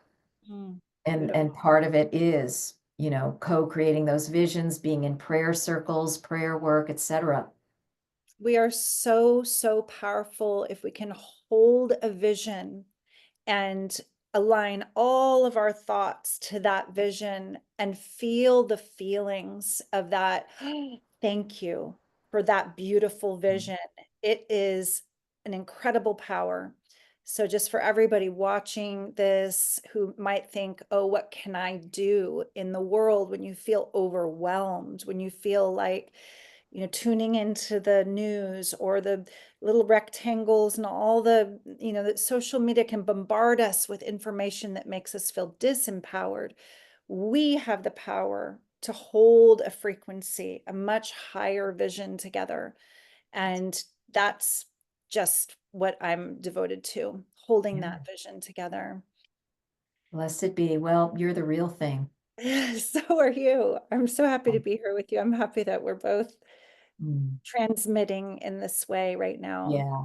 I have Yeah. one more hot question, and then I know there's a lot of people sharing in the there's a lot going on. They're having fun about the plant medicine. We'll get back to that. But Okay. I feel like it's important to honor that the resurrection happened, and Mother Mary was a big part of that. And, a lot of times we're looking at, is it metaphor? Is it real? What's possible in our ascension process? What did she have to do with that? Yeah. Well, on the very literal level, again, the Hindu saint Sri Kaleshwar, about whose teachings I write quite a bit in the book, one whole chapter is in The Secret Life of Mother Mary, is devoted to this. He says that literally through her womb powers cultivated through years and lifetimes of mantra practice and,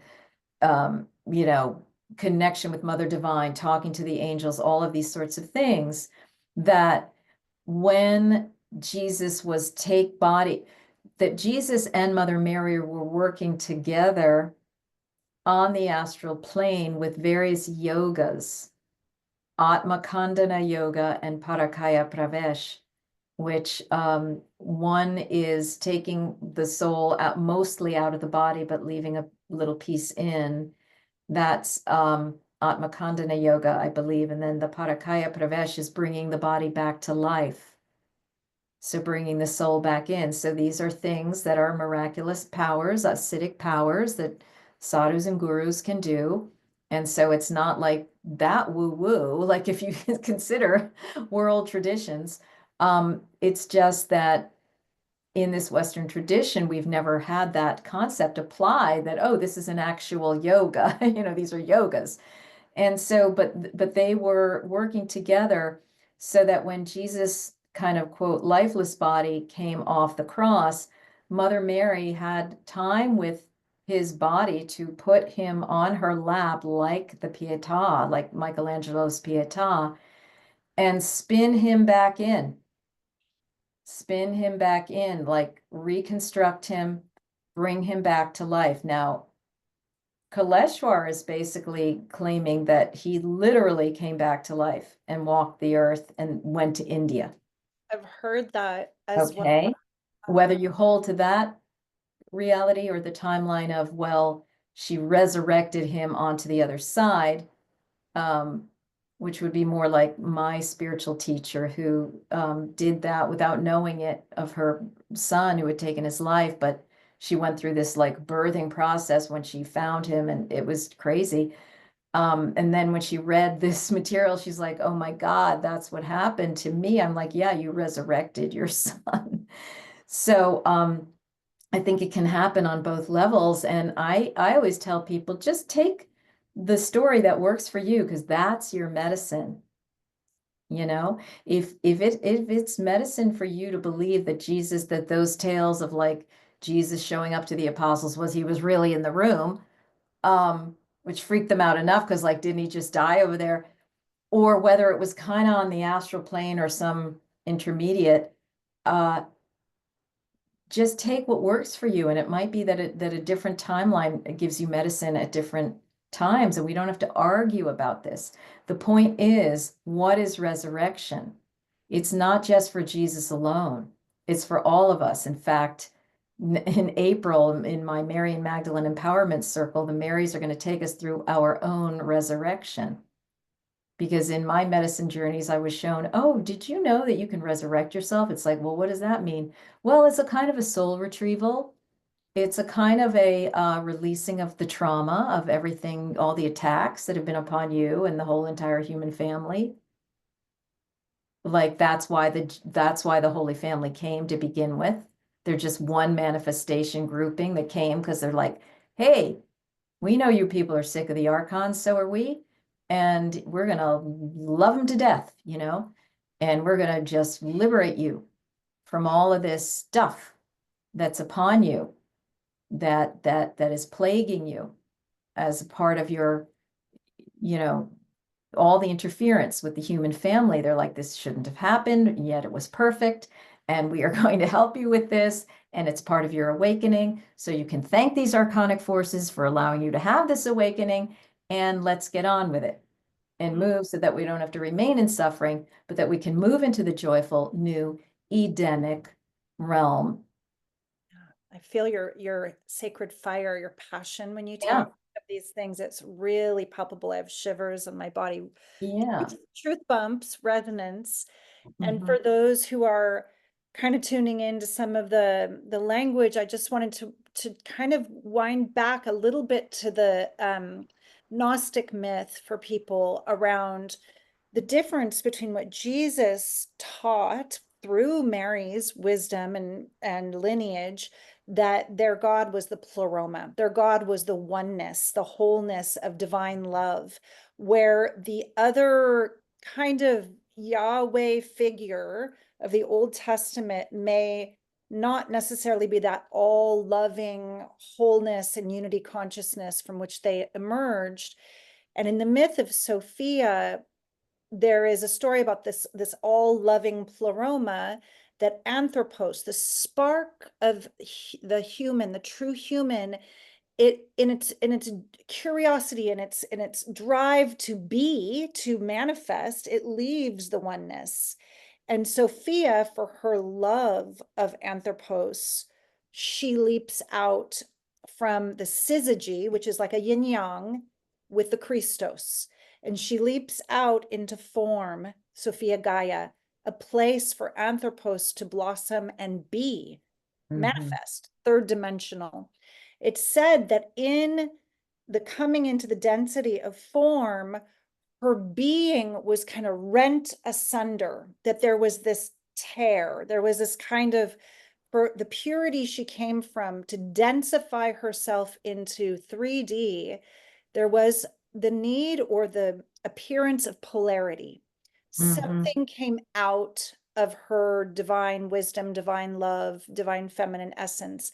And that entity became this, we would call it like the source of all the archonic polarity in this realm.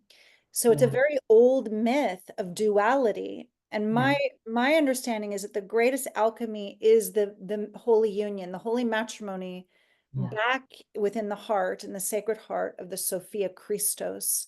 And in that holy matrimony, those other forces, there's no opposite. Love knows no opposite at that level. That's right. The work you're doing is in service to this great awakening, to that ascension process. Blessed be. Yes, it is, because in the Marian Magdalene priestess training, we go through a version, a rung of the bridal chamber. And I think there are many rungs of the bridal chamber, and there are many iterations you can go through the bridal chamber. Like, oh, this time I'm going to unify this aspect of myself. This time it's going to be this aspect. And I believe that Mother Mary unified all those aspects, which is what allowed her to conceive divinely, give divine birth. She became the wholeness and then was able to bring forth from her cosmic womb. Okay, which is the cosmic womb of all of us.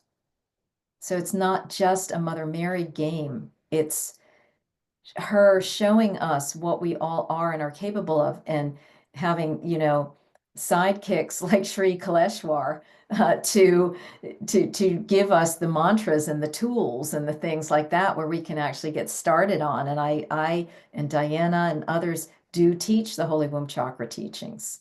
All right, because we have been certified in that. And so, all right, so these are processes, practices that are available. And I talk about this in The Secret Life of Mother Mary. This is like getting on with the clam bake. Not just la la, Mother Mary. It's like, okay, what does this mean for us today? How can we live better lives? How can we have more loving lives? How can we feel better? How can we heal this world? How can we come out of this good evil polarity and bring it back together to love light? Magenta Pixie's like, well, in the, in the higher dimensions, the duality is love and light. It's like, I'm going there. That's all the duality I need. That's so awesome. Yes to that. So for those listening here, Scott, maybe you can, I just am so excited about the fact that you're offering tools, mantras, womb meditations, practical embodiment teachings to be a part of this process right here, right now. First Yeah. for yourself, and then all great work like that, even though it's like, I don't want to be in pain anymore, it ripples into the collective. It's absolutely for the one. So there's so many great comments here. I'm going to read a couple of them for you, Marguerite. I'll start with George's. He's talking about Lord Sananda, Jesus Father, helped Mary. There was birth. I mean, we can talk about like the story of Jesus being a father, even. That's something that's also, you know, untold stories. Yes. Yeah, for the other Mary, Mary Magdalene as the bride. Yes, so Holy Sophia, says Christy, one of the most suppressed stories. Yes. That's right. Deb Diara says, in shamanic astrology, we teach about the sacred inner marriage. Yes. That could be. Connie is saying, I'm so happy to hear you speak that reality beyond right, wrong, good, evil. Bravo. It's a frequency where the new reality lives and is a big leap for humanity. Unity Yeah. that honors multiplicity, dazzling diversity, all inclusive. That's a divine mother embracing. Yeah.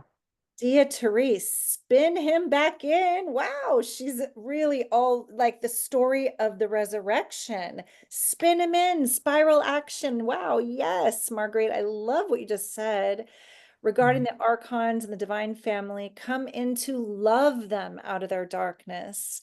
This Yeah. has been the wildest and this this interview has been the wildest and quintessentially recharging. Yeah. Yeah, it's been Yeah.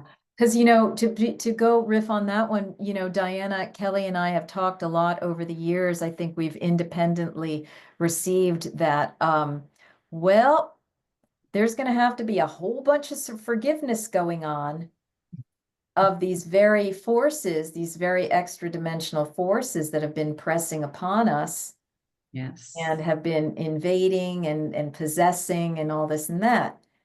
And, you know, like, okay, yes, it's all about love and light, but it is also about, if you want love and light, you got to go through the darkness. You better take a look, because it's not going to go away by us putting our head in the sand, right? We do have to go through that initiation. And that's why sometimes the medicine can be a tough taskmaster, because you will go through those realms. That is why it is helpful to have somebody holding your hand to get through those initiations.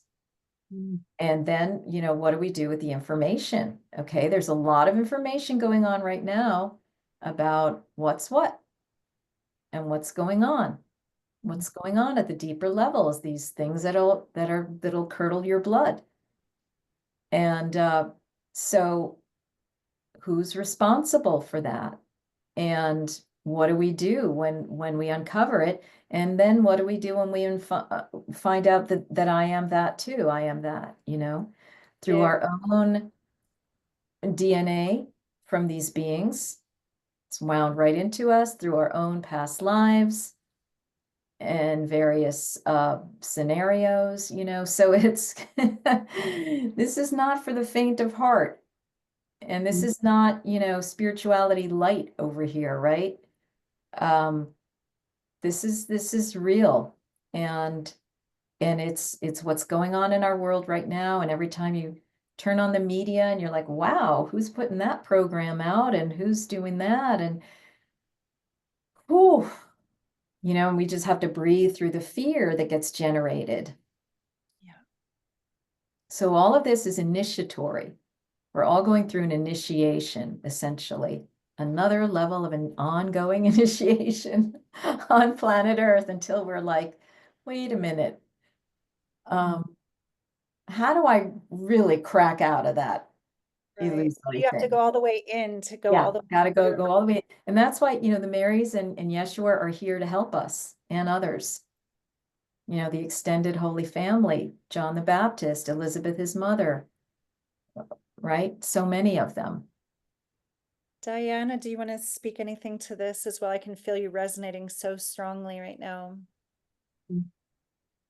Um,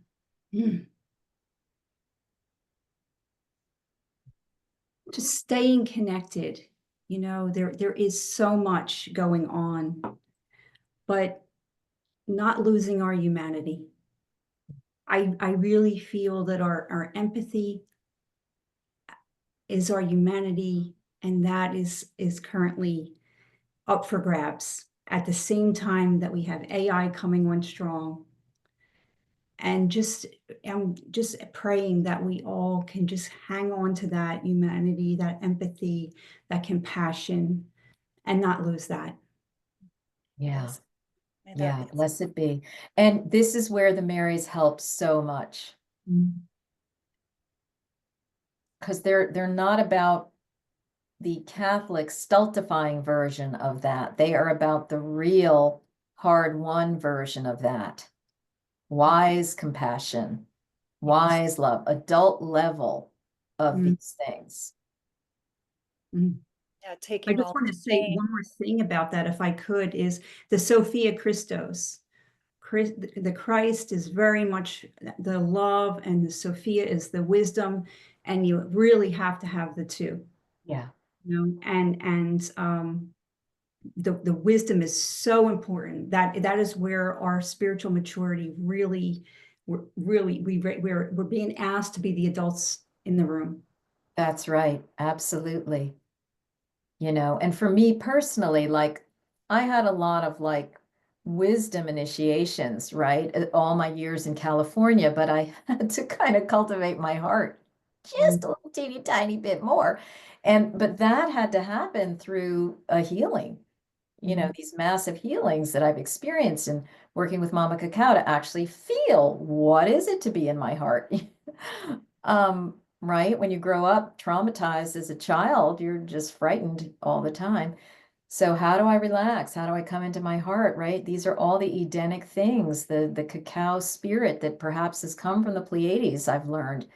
You know, they show us what the emotional tone is, what the feeling is. And again, we can cultivate this through meditations and things like that. But whatever way we are being encouraged to do that, cultivate the sense of peace. That's why Jesus was all about peace, right? Cultivate that sense of peace. My dub's out here. Yes, right? I yeah. I need to come in just because we're at 8 o'clock, and which is 11 p.m. for Marguerite. So I want to be protective of you and your sleep cycle. I'm having fun. Good, okay. And this is an amazing, one of my favorite shows. You know, next week we're celebrating our 5-year anniversary of doing these shows. And I gotta say, this is one of my favorite ones. And I know I'm seeing similar things from our regular audience members. So much new information. I love learning about the connection to the Pleiades. I've always related to the Pleiades, so that personally really touches me.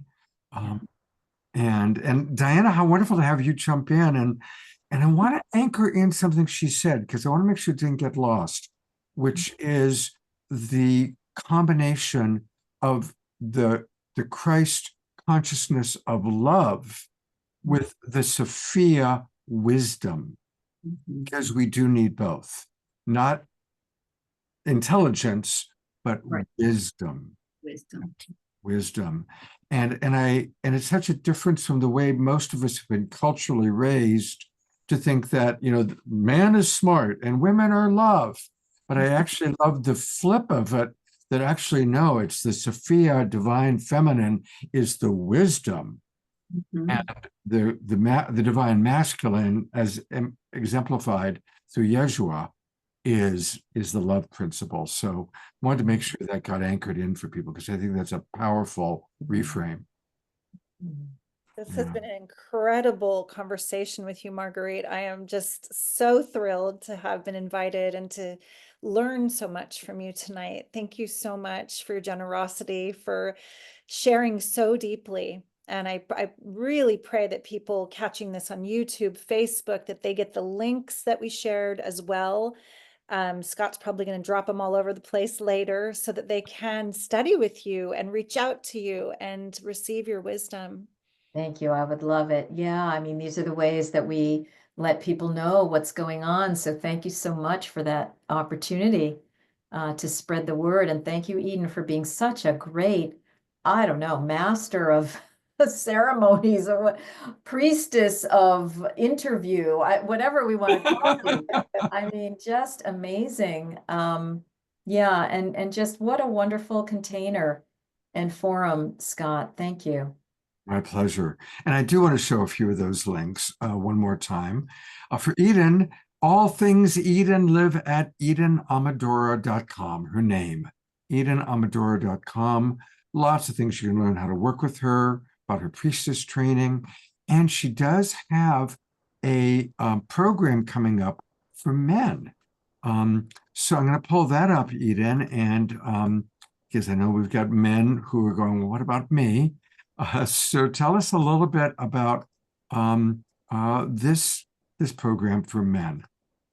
So in days of old, the priestesses would they would attend to the kings and the warrior chiefs, and they would help guide them, help them integrate from battle, help them find center again, and to come back to their heart. And the way that I work with men is primarily working with a few very sacred masculine archetypes. I do one-on-one sessions on Zoom. And for those who want to go very deep, after working with me for 6 months, I will do a private ceremony. And that ceremony includes their own unique ceremony, what serves them and their consciousness the most, to come into balance, to come back into the heart, to be balanced between that leader archetype, the lover archetype that wants to have ways of understanding the feminine and communicating and holding a safe space, and their steward archetype, which is the sacred space holder for the collective, for Gaia, for the balance here, that we come back to the sacred masculine as stewards of Gaia, and the feminine, the innocent and life, the right relationship. So there are many men that feel very out of balance. They have been putting the brain on the altar, the left brain. And the work I do is deep guided visualization journeys, meditations, embodiment practices, and one-on-one wisdom counseling, and simply to be witnessed in unconditional love and compassion. And some of these codes that Marguerite's been speaking of around forgiveness and self-forgiveness, very key pieces for the masculine to heal, especially now. So I'm excited for the men who step forward. They often think, oh, that's a feminine priestess thing, like the ceremonial work. It's not. Priestesses have served all beings since millennia. So I'm here for all beings. Beautiful. That's Thank you. brilliant. So important, so beautiful. And I also want, there's so many things that both Eden and Marguerite provide. It's really quite extraordinary. There's one other thing that I want to make sure that our audience knows about, and that is a monthly Mary and Magdalene Empowerment Circle that is part of the Seven Sisters Mystery School. And Marguerite, can you tell our audience a little bit about this while I kind of scroll through that particular? Yeah, this is a monthly place where you can drop in to receive a guided journey in which I'm bringing forth energies of Mary and Magdalene on a specific theme, a different theme each month of use to us for our present day time. Sometimes it's more geared toward healing. Sometimes it's more geared toward receiving empowerments, strengthenings, spiritual codings, and so forth. We go through this beautiful journey, and then people get a lot of information for themselves. They write it down. We share about it in chat, and then I will offer an oracle for everyone, a kind of a cosmic Q&A for whatever's come up from that journey or what's going on in the world in general. So it's just a nice way to reconnect in with the Marys and your higher self each month. Beautiful. Thank you so, so much, Marguerite. I know it's, we're probably at time. Scott, is it time to say goodbye? Does Mashar It, have a it, closing song, or do we just? we are going to do a closing song with Omashar, but I want to just one last time thank both of you for a powerful evening. And this is one of those shows, everybody, take the recording. I'll send it out to all of our subscribers, share it with friends, because this was so rich. And of course, this will live forever on our YouTube channel and all the Facebook pages. But let's share this out, because this was very, very powerful and profound. Thank you both. I'm going to go to gallery view where people can twinkle and people with their cameras on send their love and appreciation. And thank you also, Diana, for being with us. And of course, Christy Michaels, who in the beginning there was Christy. And Christy begat Diana, and Diana begat Marguerite, and so on and so forth. So, you know, thank you. It's just a whole virgin birth cascade. Absolutely. Yeah, and thanking the Marys, all the Marys from all times, out into the Pleiades and beyond. Absolutely. And to celebrate the masculine who comes through in such a beautiful way, we are going to close with a song from Omashar.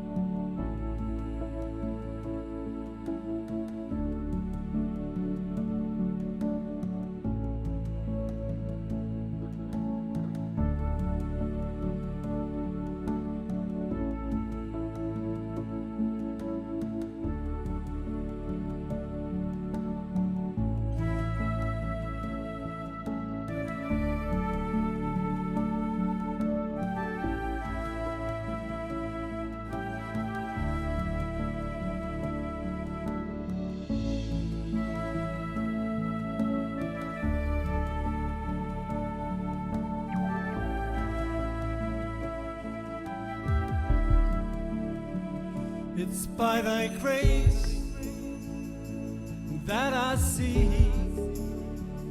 It's by thy grace that I see. It's by thy grace that I see your holy name.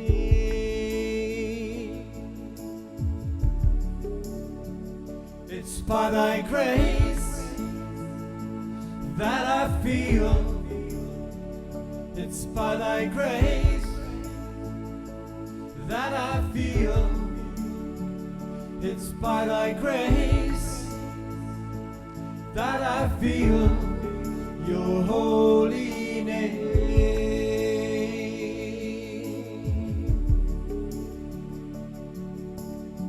Someday the day shall come when all the glory shall be thine. People will say it is yours, and I shall deny, not mine. It's by thy grace, hallelujah, that I see. It's by thy grace that I see.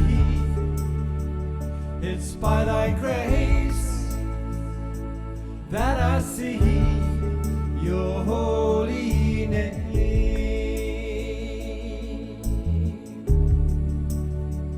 It's by thy grace that I feel. It's by thy grace that I feel. It's by thy grace that I feel your holy name.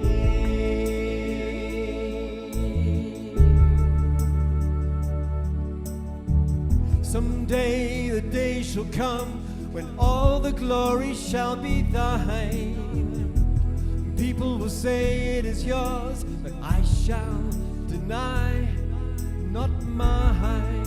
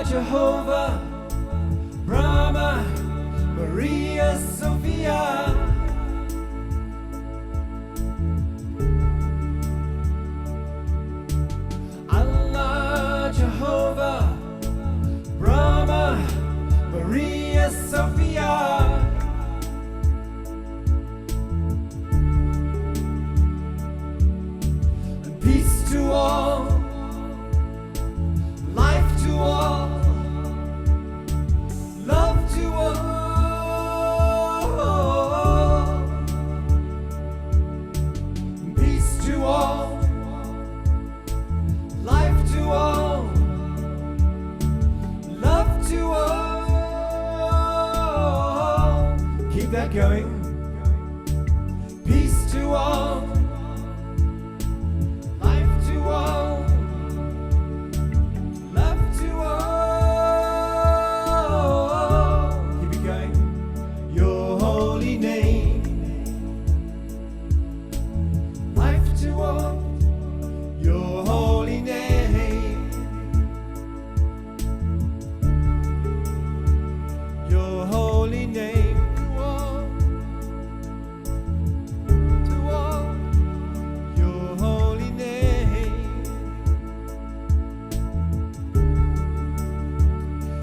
By thy grace that I feel, it's by thy grace that I feel, it's by thy grace that I feel your holy name,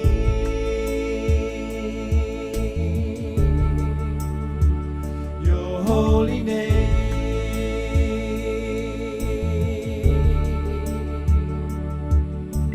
Peace to all, life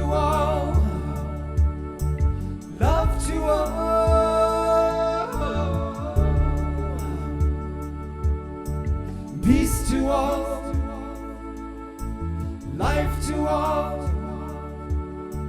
love to all, your holy name,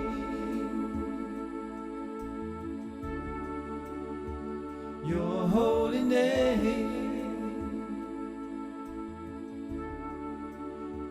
your holy name.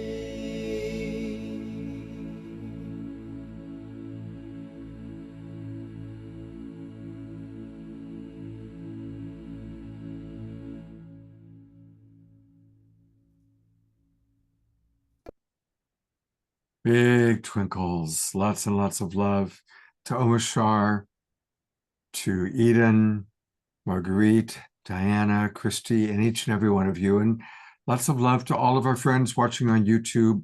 So many people watching on Facebook right now have been commenting. So it's been a very, very powerful and beautiful show. I do want to mention a couple of quick things. This Saturday night, you want to make sure you're in the Zoom room because it's going to be another soul search evening with psychic readings and healings. But you got to be in the Zoom room so that you can receive that. So make sure you're with us live in the Zoom room on Saturday night. And for those of you who are not subscribers, now's the time to subscribe. We're just about to start our spring season. Next week it begins. This is the last week of the winter season.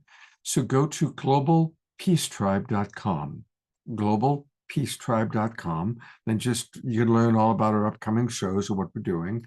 And then click register for the new season. That'll take you to our registration page. Lots of different ways you can come in and participate. You'll immediately get the Zoom room links for all of our shows from now all the way through the end of June. We always do a show on Wednesday night and Saturday night. And once, twice a month, we do a Sacred Sunday show and special offerings. Coming up is our 5-year anniversary show. I believe Eden's going to be joining us for that, along with a lot of our favorite people. And you, we're going to be hearing from some of those of you who've been longtime Global Peace Tribe members. So that's going to be a really fun show. All right. Thank you, everybody. And let's really do our best to practice what we've heard today. Let's practice whatever tools, whatever inspirations you've received from Eden and from Marguerite and from Mother Mary. Perhaps it's just really opening your heart to having your own direct experience of Mother Mary or the Marys, as Eden pointed out. But let's take this beautiful space that we're in and apply it. And thank you, everybody. So honored to be with each and every one of you. I'm going to go to gallery view one last time for now, and we'll see you all on Saturday night, hopefully. Take care, everybody. Have a good evening.